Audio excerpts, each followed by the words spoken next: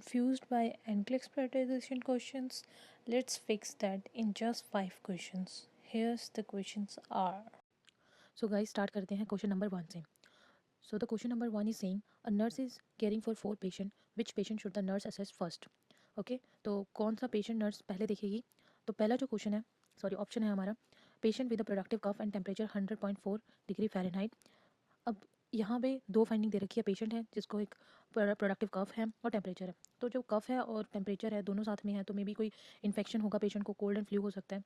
तो ये कोई इमरजेंसी नहीं है, तो हम इसको अवॉइड करेंगे. नेक्स्ट पे जाते हैं. The patient reporting new onset stridor and anxiety. अब न्यू ऑनसेट है और स्ट्राइडर है और एंजाइटी है. तो ये तीनों फाइंडिंग ही हमें क्या बता रही है, न्यू ऑनसेट स्ट्राइडर और एंजाइटी क्या बता रही है कि जो पेशेंट का अपर रेस्पिरेटरी सिस्टम है वो कॉम्प्रोमाइज़ हो रहा है. ठीक है, अपर रेस्पिरेटरी सिस्टम कॉम्प्रोमाइज़ हो रहा है जिसकी वजह से क्या हो सकता है, इमरजेंसी है ये, पेशेंट को एयरवे डिफिकल्टी हो सकती है. तो हम इस पे डाउट करते हैं और अगला ऑप्शन देख लेते हैं एक बार. The patient with healing incision, surgical incision and mild pen.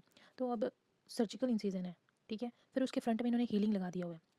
ठीक है, इन्फॉर्मेशन हमने हमेशा गोल्डन पॉइंट्स कुछ ऑप्शंस में से निकालने होते हैं जो हमारे एक सेफ ऑप्शन चूज़ करने में हेल्प करते हैं.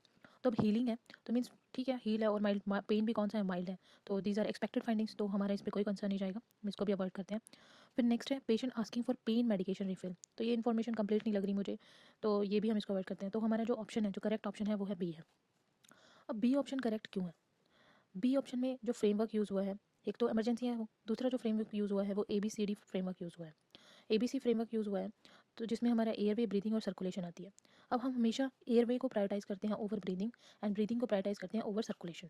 तो यहाँ पे हमारी प्रायोरिटी क्या है, एयरवे, क्योंकि पेशेंट का जो एयरवे है वो कॉम्प्रोमाइज़ हो रहा है. ठीक है, तो this is how we can use our ABC framework. Okay, अब आई होप आपको कैसे ABC अप्लाई होगा वो इस क्वेश्चन से समझ आ गया होगा. अब हम नेक्स्ट क्वेश्चन में देखेंगे दूसरा framework. So guys next question देखते हैं हम. अब हमारे पास दो पेशेंट हैं, two patient are available for assessment. Which one should the nurse see first? दोनों में से पहला कौन सा देखेगी नर्स? फर्स्ट ऑप्शन बोल रहे हैं COPD पेशेंट है और जो उसकी बेसलाइन O2 है 90% है और कोई चेंज नहीं है उसके स्टेटस में. ओके, तो अब COPD पेशेंट है, पहली बात तो ये क्रॉनिक कंडीशन है, क्रॉनिक कंडीशन है, साथ में इसमें हमें ऑक्सीजन वाली प्रॉब्लम तो रहती है. बट यहाँ पे 90% बोल रहे हैं, तो पेशेंट की जो हम COPD की जो, अगर COPD का पेशेंट है उसकी जो ऑक्सीजन सेचुरेशन है वो हम एक्सपेक्टेड इतनी ही रखते हैं. ठीक है, अब ये विद इन नॉर्मल रेंज है तो ये अवॉइड हो गया यहाँ पे ऑप्शन, और कोई कुछ चेंज नहीं है उसकी कंडीशन, जैसे पहले थी वैसी ही है. ठीक है, कोई नया ऑनसेट सिम्टम नहीं नजर आया. अब सेकंड क्वेश्चन देख लेते हैं, सेकंड ऑप्शन सॉरी. अब न्यू ऑनसेट कन्फ्यूजन है पेशेंट को, और प्रीवियस वो क्या था, अलर्ट था और ओरिएंटेड था. मतलब पेशेंट पहले परफेक्ट था बट सडनली उसको नए ऑनसेट कन्फ्यूजन स्टार्ट हुई है. तो ये हमारा रेड फ्लैग है. क्यों? क्योंकि जब भी हम प्रायोरिटाइजेशन क्वेश्चन देख सॉल्व करेंगे तो हमेशा हमने ध्यान रखना है, always acute condition is prioritize over chronic condition. हमेशा के लिए हमने ये रूल अप्लाई करना है. जब भी हम देखते हैं कोई भी नया सिम्टम, नए नए एक्यूट चेंजेस नज़र आए हैं तो हम उसको प्रायोरिटाइज करेंगे. ठीक है, अब हमने इस क्वेश्चन के थ्रू मैंने आपको एक्यूट और क्रॉनिक का कहाँ कैसे यूज़ करना है वो बताया है. आई होप अब जब भी हम नेक्स्ट क्वेश्चन सॉल्व करेंगे उसमें इस चीज़ को ईजिली आइडेंटिफाई कर लेंगे. So guys now third question हम देख लेते हैं अपना. Which patient is showing sign of instability? अभी हमारा फर्स्ट पेशेंट क्या है, patient A saying BP 90/60, heart rate 110, cold clammy skin and restless. Patient B is 150/95, heart rate 88, mild headache and alert. अब एक चीज़ मैं यहाँ पे बताना चाहूँगी, जब भी हमने एक क्वेश्चन सॉल्व करना है, ठीक है, कि वहाँ ये नहीं देखना कि भाई ये BP बहुत बढ़ गया है या फिर नंबर की साइड नहीं जाना, पूरी इन्फॉर्मेशन को पढ़ना है. जब भी हम क्वेश्चन अटेम्प्ट करने वाले हैं तो सारी इन्फॉर्मेशन पढ़ो ऑप्शन में. ठीक है, सिर्फ एक ही क्राइटेरिया को देख के हम क्वेश्चन का आंसर नहीं सोच लेंगे. तो इसके लिए अब यहाँ देखो गाइस, अब BP लो है पेशेंट का, ठीक है, BP लो है, हार्ट रेट पेशेंट की हाई है, ठीक है, कोल्ड कामी स्किन है और रेस्टलेस है पेशेंट. तो प्रायोरिटी यही है हमारी. ठीक है, क्योंकि वाई सो, क्योंकि ये सीधा सीधा इंडिकेट कर रहा है पेशेंट इसमें जा रहा है, शॉक में जा रहा है, ये सारे शॉक के सिम्टम्स हैं. ओके, अब दूसरी बात, दूसरी चीज़ देखिए, पेशेंट का BP 1, नो डाउट पेशेंट का BP बढ़ा हुआ है, हार्ट रेट कम है, माइल्ड हेडेक है, अलर्ट है बट पेशेंट. ठीक है, तो हमेशा ध्यान रखना है हमने जब भी ऐसे क्वेश्चन देखना है. सबसे पहले अगर हमारे पास स्टेबल या फिर अनस्टेबल वाला क्वेश्चन आएगा तो हम उसको कैसे देखेंगे, ऑलवेज लुक, हमेशा प्रायोरिटी मिलेगी हमारे अनस्टेबल पेशेंट को, हम पहले देखेंगे ओवर द स्टेबल पेशेंट. ठीक है, पेशेंट स्टेबल है, नो डाउट उसकी हार्ट रेट नीचे जा रही है, उसको हेडेक हो रहा है, उसके BP भी बढ़ा हुआ है, पर ये देखो कि कौन सा पेशेंट अनस्टेबल है, किसको हमें पहले देखना पड़ेगा, अदरवाइज पेशेंट को आगे फर्दर कॉम्प्लिकेशन हो सकते हैं. तो यहाँ पे जो हमारा आंसर है वो ए है. ओके, सो आई थिंक आपको ये स्टेबल अनस्टेबल वाला कॉन्सेप्ट क्लियर हो गया होगा. और जैसे जैसे मैं सॉल्व कर रही हूँ, जैसे जैसे मैं बता रही हूँ कैसे किस क्वेश्चन को कैसे अटेम्प्ट करना है, वैसे ही आपने इसके रिलेटेड क्वेश्चन सॉल्व करने हैं ताकि आपकी जो प्रैक्टिस हो पाए। अब नेक्स्ट क्वेश्चन जो है हमारा, which patients need should the nurse assess first address first. कौन सा पेशेंट पहले देखना है?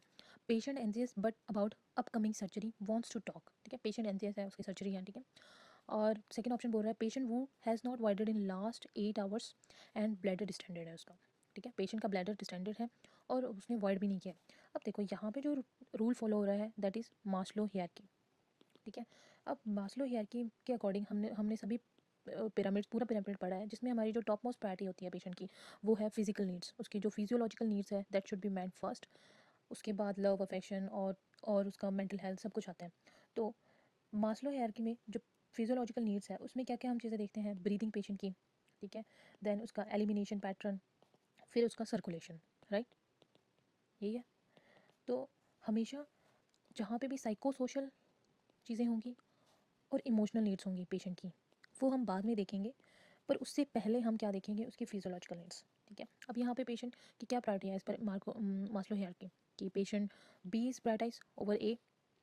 ठीक है, क्योंकि बॉडी पहले आती है, हम उसकी जो साइकोलॉजिकल थिंग्स है उसको बाद में भी एड्रेस कर सकते हैं।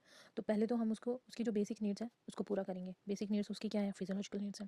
ठीक है, this is how you can use Maslow hierarchy in your questions. So guys, last question देख लेते हैं। A nurse hears a call bell ring and at the same moment notices a bed alarm sounding down the hall. Which patient should the nurse attend to the first? ठीक है, तो कौन सा patient first देखना है? पहले patient की बात कर लेते हैं। Confuse patient, unsteady gait, trying to climb out of the bed alone, bed alarm sounding. Next देख लेते हैं। Patient requesting an extra blanket. Third, patient asking about visiting hours. Fourth, patient वो वांट्स द टीवी रिमोट। अब इन सब में information जो ए question में है that is about the patient safety. तो जब भी क्वेश्चन में आप पेशेंट का की सेफ्टी की बात होगी तो सब छोड़ के हमने पेशेंट की सेफ्टी पे ज़्यादा कंसर्न करना है, क्योंकि अगर यहाँ पे क्या है, फॉल रिस्क है पेशेंट को। ठीक है, रिस्क ऑफ फॉल हो सकता है, सो हम इसको प्रायोरिटाइज करेंगे। So guys, I hope I clear all your doubts. अब हम मिलेंगे नेक्स्ट वीडियो में, तब तक आप क्वेश्चन प्रैक्टिस करो, और कोई भी क्वेश्चन आपको ट्रिकी लगता है उसे कमेंट बॉक्स में ड्रॉप करो, हम उसे नेक्स्ट वीडियो में डिस्कस करेंगे। Thanks for watching.